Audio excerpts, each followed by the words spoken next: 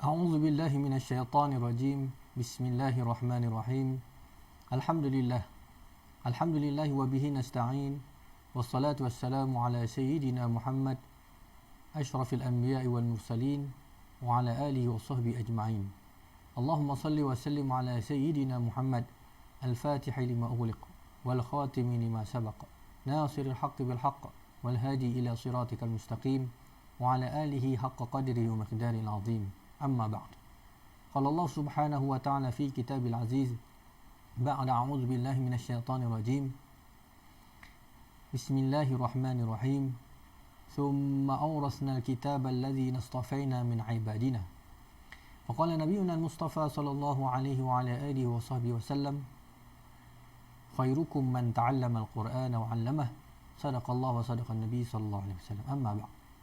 Alhamdulillah, bersyukur pada Allah Subhanahu Wa Taala. Kali ini kita bertemu lagi di dalam perbahasan ilmu tajwid dengan menggunakan kitab Nurul Jamal syarah kepada Tuhfatul Atfal yang dikarang oleh Syekh Sulaiman bin Husain Al-Jamzuri rahimahullahu taala. Dan kali ini kita telah sampai pada muka surat 48. Pada muka surat 48 kita akan membahaskan pembahasan tajuk baru, iaitu ahkam nun as-sakinati wa ahkam nun wal mim musyaddadatain.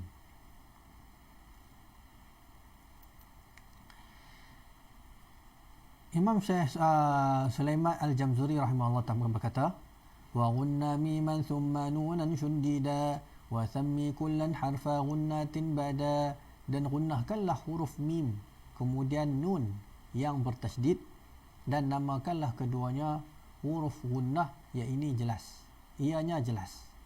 Jelaslah, maknanya jelas bahawa nun dan mim yang bertasydid maka sangat-sangat dibaca dengan gunnah, dengung.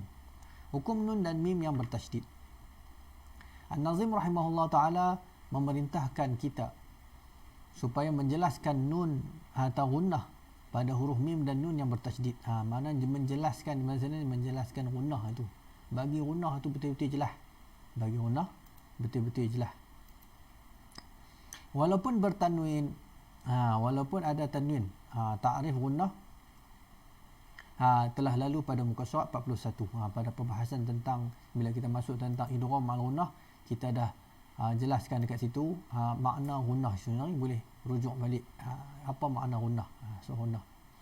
Gunnah merupakan sifat lazimah pada huruf dan mim dan nun, iaitu sifat yang lazim yang tak lekang daripada mim dan nun, atau sifat yang asli yang memang ada pada mim dan nun dalam semua keadaan, sama ada dalam keadaan berbaris, dalam keadaan sukun, dalam keadaan bertasydid sekalipun, maka dia akan ada gunnahnya. Nanti kita akan tengok. Tetapi mengapakan lazim seolah-olah hanya memerintahkan gunnah pada huruf mim dan nun ketika tasydid saja? Pasal apa? Nazim rahimahullah ta'ala hanya beritahu kata wa harfa gunnat itu. Dia beritahu apa di sini? Kull harfa gunnatin bada. Suruh tekan dekat mim dengan nun ya. Pasal apa? Dekat lain tak ada gunnah ke? Ada gunnah. Ini kerana huruf yang bertasydid ibarat berasal daripada dua huruf yang sama. Yang pertama mati dan yang kedua baris. Huruf yang bertasydid ni macam ada dua huruf yang digabungkan. Yang pertama mati, yang kedua baris. Contohnya dia kata, kemudian diidghamkan. Contohnya am dengan man. Am satu, man satu, maka diidghamkan di situ amman. Nampak?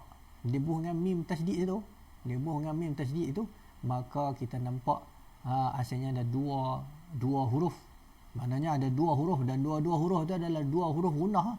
Mim pertama tu nak kena gunnah, yang mim yang kedua tu pun nak kena gunnah. Dua kali gunnah maknanya. Atau gunnah kuasa dua. Kita panggil, kalau orang matematik, kuasa dua. Gunnah kuasa dua yang perlu diberi kepada mim yang bertasydid. Begitu juga perkataan in dengan na. Jadi inna, asalnya ada in, ada satu nun mati dan satu nun baris. Ini menjadikan perlu lebih dizahirkan sebagai iktibar kepada dua mim atau dua nun. Pasal nak tunjuk bahawa berlakunya atau ada dua huruf yang bersifat dengan gunnah, sebab tu kena zahirkan lebih berbanding huruf mim dan nun yang tidak bertasydid. Okey, baik. Kedua-dua huruf mim dan nun dikenali dengan nama huruf gunnah atau huruf aghon. Ni orang Arab kadang-kadang dia panggil huruf aghon. Huruf gunnah, huruf aghon. Huruf gunnah tak ada lain lah. Nun mim dengan nun lah. Dua ni lah. Huruf gunnah. Yang lain-lain tu kita kata ya wa min nun kena gunnah ustaz. Bukan ya wa min. Ya tu bukan kena dengung tu dekat nun tu. Min yaumin bukan dengung dekat ya, dengung dekat nun tu. Nun mati bertemu dengan ya. Kalau ya saja-saja tak ada dengung. Jadi dengung tu bukan huruf, bukan bila kata huruf ikhfa tu kena dengung. Bukan huruf ikhfa tu yang kena dengung. Yang kena dengung nun tu, nun sebelum ikhfa. Huruf ikhfa tu tak dengung. Okey baik. Jelas yang dengung hanya mim dengan nun. Sebab tu ada hukum min nun mati dan tanwin dan juga huruf mim mati. Sebab tu ada dua hukum tu. Pasal nak tahu yang mana nak kena dengung dua harakat. Dan yang mana yang nak kena dengung satu harakat. Itu perbahasannya. Dan kerana hanya dua huruf ini saja yang bersifat dengan sifat gunnah, tak ada lain dah. Sebab tu di sini ditekankan atau diberitahu bahawa mim dan nun yang bertajdid perlu digunahkan dan gunnahnya perlu zahir. Dan jelas. Hukumnya kita sebut sebagai wajibul gunnah. Contohnya al-muzammilu. Nampak tu? Kena dengung tu. Jangan pergi laju, tak kena. Bismillahirrahmanirrahim. Ya ayyuhal muzammil. Mana dengungnya wajibul gunnah. Kena ada. Ya ayyuhal muzammil. Bukan dia al muzammil. Gunnah tu dekat mim yang bertasydid. Amma yatasalun juga sama. Kena dengung. Bismillahirrahmanirrahim. Amma yatasaalun. Jangan lu bantai amma yatasaalun. Tak dengung. Panjang boleh pula panjang. Dengung tak ditunaikan, tidak dizahirkan pada wajib gunnah. Itu adalah salah satu kesalahan lahan dalam bacaan. Jannah. Tu kataannya. Tak kira sama ada ketika wasal maupun waqaf. Nun yang bertasydid mesti dikekalkan momentum dengung dia. Jadi walaupun wala jan panjang selesai. Panjang tu mad lazim kalimi mustaqal. Kena 6 harakat. Panjang. Lepas tu ada apa lagi? Ada wajibul gunnah. Wajibul gunnah takkan hilang ketika waqaf. Jangan duk ingat bila waqaf nun wajibul gunnah hilang. Tak, wajibul gunnah kekal. Tak macam mat. Mat kalau kita berhenti kan macam mat mat jaiz munfasil. Kalau kita berhenti hilang. Walladzina yu'minuna bima unzil. Bima tu kalau kita berhenti kat bima hilanglah mat jaiz munfasil dia akan jadi mat asli saja. Walladzina yu'minuna bima hilang mat jaiz dah. Itu dia, tapi wajib gunnah tak hilang ketika waqaf. Begitu juga idgham ma'al gunnah apa? Faman ya'mal kalau berhenti faman hilang dia punya hukum dia ketika waqaf, tetapi wajib gunnah tak hilang. Jadi kekal dibaca dengan dengung walaupun ketika waqaf. Wala jan dengung 2 harakat ada lepas pada tu. Panjang dekat mulut. Mana dengung dekat hidung. Wala jan. Begitu cara dia. Begitu juga amma ni kalau kita berhenti kat amma contoh. Betul kena ada wajib gunnah. Jangan yang berhenti itu tak kena habis dekat berhenti itu ya itu Arab kan, Arab dia panggil ya pakcik. Faedah gunnah ini ada, udah itu ada 4 martabat atau ada 4 tingkatan. Kalau nak ikut kan tadi kita dah beritahu dah kan, gunnah ni Allahumma salli ala Muhammad dia ada dalam semua keadaan. Tadi kita beritahu nun dan mim dalam semua keadaan, tak kira dia baris, tak kira dia mati, tak kira dia tasydid, tak kira dia tanwin, semua kena gunnah. Kok mana tu? Lepas tu nun mati bertemu dengan huruf izhar, ada gunnah tak dekat situ ustaz? Dia bertanya pula, ada gunnah tak? Ada. Gunnah dia, tapi gunnah dia 1 harakat gunnah dia bukanlah panjang macam idgham al gunnah tu, bukanlah dengung macam dengung iqlaq. Bukannya gunnah dia macam gunnah ikhfa. Dengung dia 1 harakat lah. Jadi macam mana kita nak bagi tahu orang kata dia ada dengung tapi pada masa yang sama dia dengung dia tak panjang? Martabat ni lah. martabat yang kita berada di hadapannya pada muka surat 48 ni. Martabat yang pertama ialah martabat akmal. Martabat akmal yang sempurna. Dan ia berlaku pada wajib gunah dan juga idgham. Dengung ni maknanya dengung yang tahap yang paling maksimum yang tertinggi. Martabat yang kedua ialah martabat kamil atau kamilah. Iaitu dengung pada ikhfa dan juga iqlaq. Nun mati bertemu huruf 15 dan juga nun mati bertemu dengan iqlaq, maka martabat dengung dia adalah dengung kamil. Ada panggilan pula tu. Tunggu sat. A'udzubillahi minasyaitonir rajim. Sambung. Martabat yang ketiga martabat naqis. Martabat kurang sikit atau naqisah. Iaitu berlaku pada izhar. Nun mati bertemu dengan huruf izhar, ada dengung, tapi dengung dia dengung naqis. Dengung naqis. Dan yang terakhir pula martabat yang paling bawah sekali, angqas, yang teramat kurang. Teramat kurang dengan menggunakan isim fi'il tafdhil. Iaitu pada nun dan mim yang berbaris. Nun dan mim yang berbaris. Okey, baik. Kita tengok sini. Jadi contoh dia macam mana ni? Kita tak apa nak jelas, tak ada contoh. Kaedah mengatakan wabil misal yattadihul maqal. Dengan contoh barulah jelas apa perkataan atau kenyataan kita. Contohnya kita ambil wajibul gunnah. Macam mana kita nak test tengok ada dengung tak ada dengung? Kita tengok balik dan apa yang dikatakan takrif dengung tu. Dengung tu apa? Suara hidung, ringkasan. Ringkasan dia ialah dengung tu adalah suara hidung. Tu ringkas dah. Suara hidung. Maknanya angin tak keluar, angin keluar ke hidung. Huruf-huruf lain angin tak keluar ke hidung. Huruf mim dengan nun yang keluar ke hidung. Contohnya wajibul gunnah tadi kita sebut. Kita baca apa? Amma yatasaalun. Cuba kita baca, nak kata apa? Allahumma salli ala Muhammad. Amma yatasaalun, atau kita ambil wala ja. Wala ja. Wala ja senang sikit. Wala ja. Wala ja tu. Ni ambil contoh ni, wala ja ni. Wala ja. Tak guna ke hidung. Pasal apa? Saya tak ada guna. Waw, lam, alif, jim tak ada guna. Yang ada dekat nun tu. Wala jan. Demen nak dengung tu terkacau. Maknanya pasal dia menggunakan hidung, maka ada gangguan di situ. Jadi kita nak sebut gunnah tu payah ketika mana adanya dengung, terutama dengung akmal. Dengung kamil kurang sikit. Kita ambil contoh ikhfa contoh. Contoh ikhfa contohnya kita ambil anfusakum. Gangguan dia kurang sikit. Atau kita ambil contohnya yang surun. Yang berbeza dengan tadi amma. Amma kan kita nak sebut dengung tu payah. Lebih susah berbanding yang kamil. Gunnah akmal lebih payah disusup ketika lebih sukar untuk disebut ketika mana ditutup hidung berbanding gunnah kamil yang mana agak mudah disebut walaupun ditutup hidung. Kita tutup hidung pun boleh sebut. Ambihum, anfusahum, boleh sebut. Kuranglah sikit kepayahannya berbanding yang kamil atau yang akmal.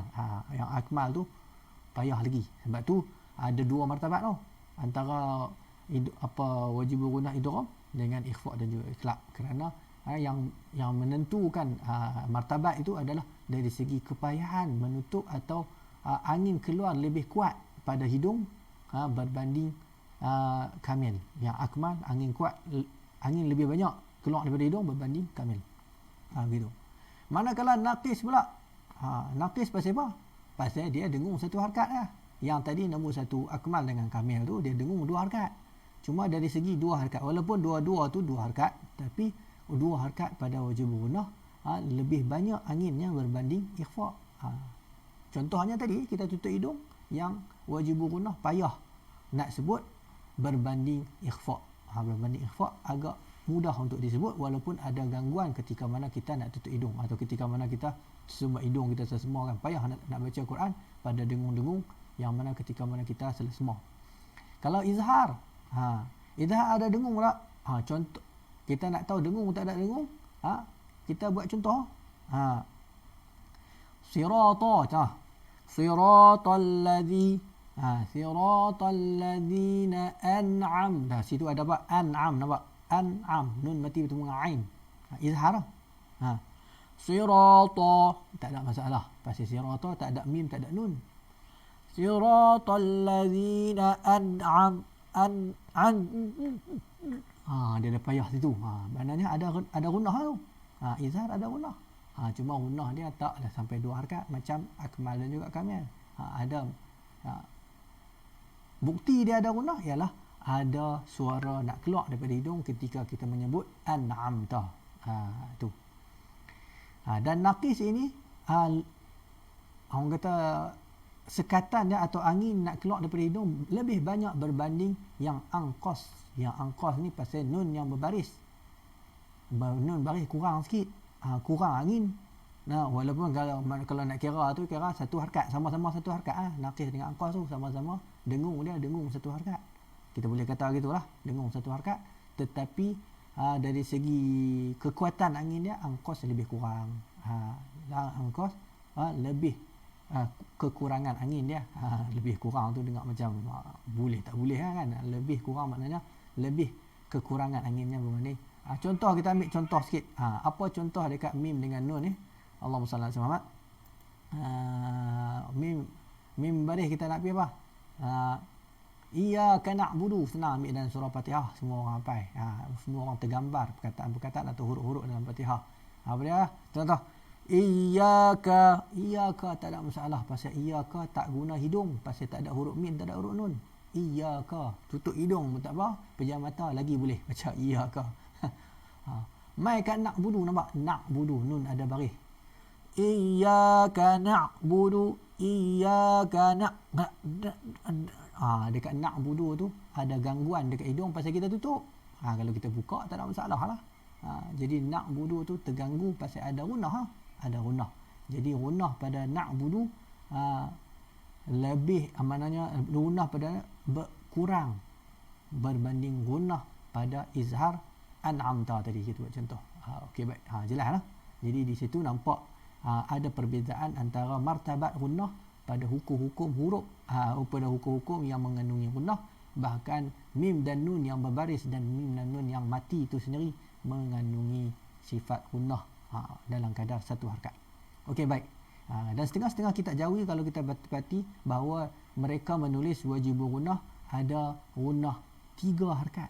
Ni saya agak pelik sikit kita jauhi ni. Kita jauhi ulama Thailand tak silap. Dia tulis kata gunnah wajibul gunnah 3 harakat. Dia kata nak beritahu kata gunnah akmal tu lah. Tu antara bukti nak beritahu kata gunnah akmal tu. Jadi dia nak gambarkan bahawa perlu ditunaikan lebih.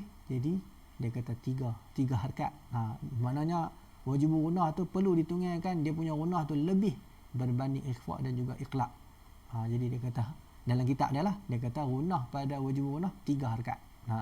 Tak pernah lah kita tengok mana-mana kitab kan tulis dalam kitab harakat, tapi kita tahulah maksud dia tu. Maksud dia ni, maksud dia ialah pembahagian yang kita tulis di dalam kitab kita ni, iaitu ada pembahagian dari 4 martabat. Okey baik.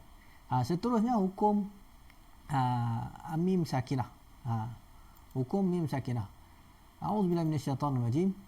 Syekh Sulaiman Jamzuri rahimahullah taala berkata, wal mimu in taskun taji qabla al hija la alifin layyinatin li dhi hija ahkamuha thalathatun liman dhabat ikhfa'un idghamun wa izharun faqat. Dan mim jika ia mati terletak sebelum huruf hijaiyah selain alif layyinah bagi orang yang berakal,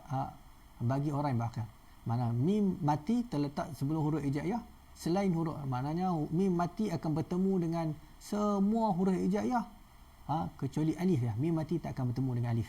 Tu nak maksud dia. Dia akan bertemu dengan semua. Mim akan bertemu dengan hamzah, bertemu dengan ba, bertemu dengan jim, bertemu dengan sin. Mim mati bertemu dengan mim sekali pun, tetapi tak akan bertemu dengan alif. Mim mati bertemu dengan alif. Hamzah adalah mim mati bertemu hamzah. Dan hukum mim mati ni ada 3. Ada 3. Ikhfa'un, idghamun wa idharun faqat. Syekh Sulaiman Jamzuri ni kata ada 3 ikhfa', idgham dan juga izhar. Kita tengok satu-satu. Hukum mim mati. Mim mati sama ada asli ataupun arid, terkeluar daripadanya mim yang berbaris. Jadi mim mati ni ada 2 jenis. Sama ada mim mati itu memang asli dia mati atau arid. Iaitu mim tu mati dia mendatang. Mendatang disebabkan oleh jazam lah. Contohnya alam ya'lam bi anna Allah. Ya'lam tu asalnya ya'lamu, kan, fi'il mudhari'. Ya'lamu. Lepas tu bila mai masuk dengan adatul jazmi, ya'lam bi anna Allah, maka jadilah juga ya'lam, mim mati bertemu dengan ba di situ. Okey, baik. Jadi mim asli, mim mati memang asal dia mati. Atau dia asal baris tapi dia didatangi oleh huruf jazam, maka dia dimatikan. Terkeluar daripadanya huruf mim yang baris. Huruf yang mim yang baris tak masuk dalam senarai. Sama ada bertasydid atau tidak. Tak kira lah, yang bertasydid pun bukan mim mati lah. Terkeluar pula mim jamak pada qiraat Ibnu Katsir, Abu Ja'far dan riwayat Warsh ketika bertemu dengan Hamzah, kerana mereka membacanya dengan silah. Begitu juga riwayat Qalun dengan khilaf 2 wajah. Ini cerita tentang qiraat lah. Kita masuk sikit-sikit qiraat supaya orang mengaji tajwid ni maknanya dia up sikit lah. Bukan saja mengaji tajwid, bahkan dia ada pengenalan asas tentang qiraat. Jadi dalam qiraat ni mim jamak. Mim jamak yang terdiri daripada perkataan hum, kum dan juga tum. Tum tu maknanya saya ni makna daripada jamak jugalah. Daripada hum, kum dan tum yang terdapat dalam Al-Quran. Contohnya alaihim, alaikum, dia ittakhadhtum. Contoh. Ada qiraat yang membaca dengan silah. Dia yang kita duk kenal mat silah pada ha kan. Walahu aslama. Kita baca walahu yudillu bihi katsira. Kita baca panjang dekat situ. Si panjang tu apa? Silah tu. Dia buh waw kecil atau dia buh ya kecil kan, dia bentuk klip tu. Ya kecil bentuk klip tu. Silah, mat silah. Tetapi dalam qiraat Hafs an-Asim, dalam riwayat dalam riwayat Hafs an-Asim tak ada silah mim jamak. Yang ada silah ha kinayah, silah pada huruf ha. Tetapi ada qiraat lain yang membaca bukan saja silah pada huruf ha, tetapi silah juga pada mim. Yang tadi kita beritahu, kum dan tum, dia baca panjang 2 harakat. Ibnu Katsir, Abu Ja'far dan Warsh ketika mana bertemu dengan Hamzah, Ibnu Katsir dan Abu Ja'far lah. Yang 2 ni memang akan baca silah pada semua mim jamak. Alaihim dia akan baca alaihimu. Contohnya riwayat Bazi dia akan baca siratal ladzina an'amta alaihim ghairil maghdubi alaihim waladdallin. Dia baca alaihimu. Bila alaihimu tak jadilah hukum mim mati. Ni tujuan kita bentangkan di sini, nak beritahu kata jadi Ibnu Katsir hukum mim mati dia sikit lah, pasal kebanyakan mim mati yang mana mim mati itu adalah mim jamak. Kalau mim mati itu bukan mim jamak macam ya'lam tadi, tu jadilah hukum mim mati. Jadi yang mim mati mim jamak pada hum, kum dan juga tum, maka dia akan baca dengan silah. Alaikumu, dia akan baca alaikumu, ittakhaztumu, dia baca dengan 2 harakat. Ibnu Katsir dan juga Abu Ja'far semua. Jadi bila dia baca dengan silah, maka tak masuklah hukum kita ni. Hukum mim mati tak masuk. Pasal dah bila silah bila nak baca dengan silah, maka akan dibariskan dengan dhammah pada mim itu, maka tak jadilah mim mati. Begitu juga Warsh dengan syarat bertemu dengan Hamzah. Contohnya alaihim astaghfarta, dia akan baca alaihimu astaghfarta. Dia baca dengan silah 6 harakat. Manakala Qalun pula dia ada 2 wajah.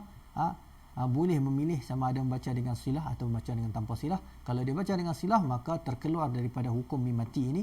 Tak ada lah hukum, maknanya kalau silah dia bertemu dengan ni, tak ada lah hukum ikhfa, syafawi, idgham mislain dan sebagainya, pasal dah dibaca dengan silah. Kalau tak baca dengan silah, maka akan masuk dalam perbahasan kita. Itu maksud kita bentangkan perbahasan qiraat Ibnu Katsir, Abu Ja'far dan riwayat Warsh dan juga riwayat Qalun. Yang kedua-duanya daripada Nafi' al-Madani. Mim mati apabila bertemu dengan salah satu daripada huruf hijaiyah 29, kecuali alif lajnah. Huruf hijaiyah ada 29. 29 ke 28? 29 ni kira kalau kita asingkan hamzah dengan alif. Pada perbahasan ulama dulu, maknanya sebelum datangnya Khalil bin Ahmad, huruf hamzah tak ada. Jadi huruf hijaiyah 28 lah. Huruf hijaiyah 28. Dia kira alif tu, alif lah, dia kata alif batan ya tu habis. Hamzah, ha, waw, ya habis. Tak ada ni, tak ada hamzah. Ha, waw, ya tu.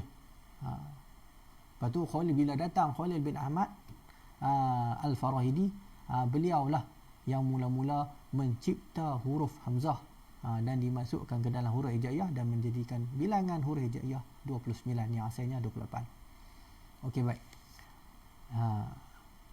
Jadi alif ni tak termasuk lah, pasal mim mati tak akan bertemu dengan alif. Tak ada contoh langsung. Pasal dah mim mati tak akan bertemu dengan alif mati. Mana jarang mati bertemu dengan mati. Selalunya mati akan bertemu dengan baris. Yang ni alif mat kerana tidak datang sebelumnya melain huruf berbaris sahaja fathah.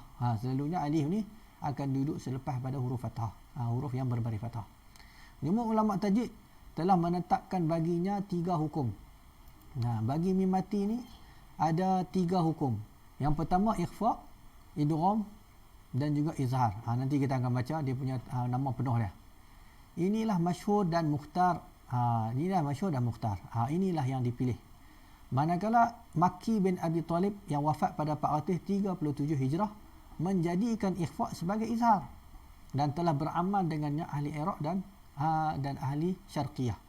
Belah-belah timur dan juga belah Iraq tu zaman dahulu ni, cerita zaman dulu ni, zaman orang kata Allahumma salli alaihi wasallam, bukanlah zaman dulu, zaman sebelum Nabi, tak, maknanya zaman selepas Nabi, selepas sahabat, masih diamalkan Allahumma salli alaihi wasallam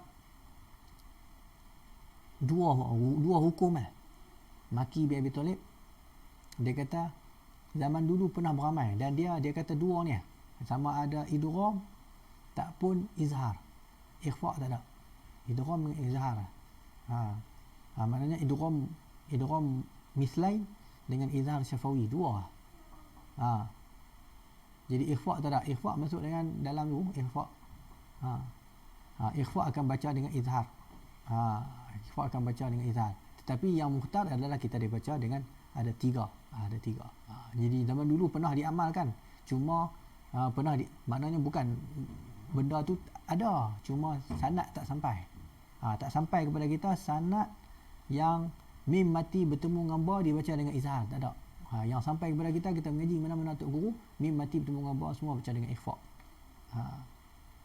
Tapi pada orang kata sebelum dulu ulama Iraq atau qurra belah Iraq membaca mim mati bertemu dengan ba dibaca dengan izhar, ada.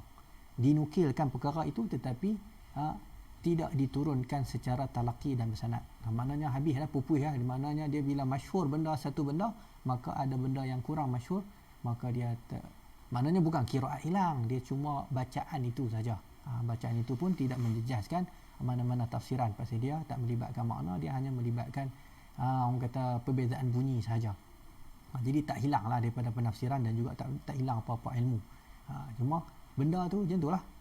Bila dah tak sampai sanad, maka kita tak boleh nak beramal. Yang beramal hanya yang mutawatir, yang telah masyhur pada hari ini ialah ada hukum 3. Mim mati bertemu ada hukum 3. Ini yang masyhur dan mukhtar yang dipilih pada hari ini. Nak kata tak ada mim mati bertemu dengan ba baca dengan izhar, ada zaman dulu. Okey, baik. Nak beramal boleh tak? Orang kata nak beramal boleh lah, tapi tak ada sanad. Bila tak ada sanad, elok tu beramal. Elok tu beramal. Macam kita tengoklah, orang kata kita dapat amalan mana-mana, orang kata ambil pada mana ni? Ambil pada kitab. Ambil pada kitab, jadi kita kurang kuat. Hujah itu kurang kuat. Kita kata ambil amalan ni, ambil mana ni? Ambil pada tok guru. Ambil pada tok guru tak apalah. Pasal ada pembimbing. Kalau ambil daripada kitab semata-mata, dikhawatiri kita salah faham atau kita mungkin ada macam-macam kebanggaran kalian bila ambil daripada kitab semata-mata. Okey, baik. Itu perbahasan tentang hukum yang 3. Okey, baik. Seterusnya Syekh Sulaiman Jamzuri rahimahullah taala berkata, fa awwalul ikhfa'u 'indal ba'i wa sammihi syafwiya lil qurra'i. Okey, baik. Manakala yang pertama ikhfa di sisi huruf ba dinamakannya ikhfa syafawi bagi segala qurra. Saya rasa takat ini saja dulu, kerana saya pun ada tetamu yang datang. Tadi pun call banyak kali dah.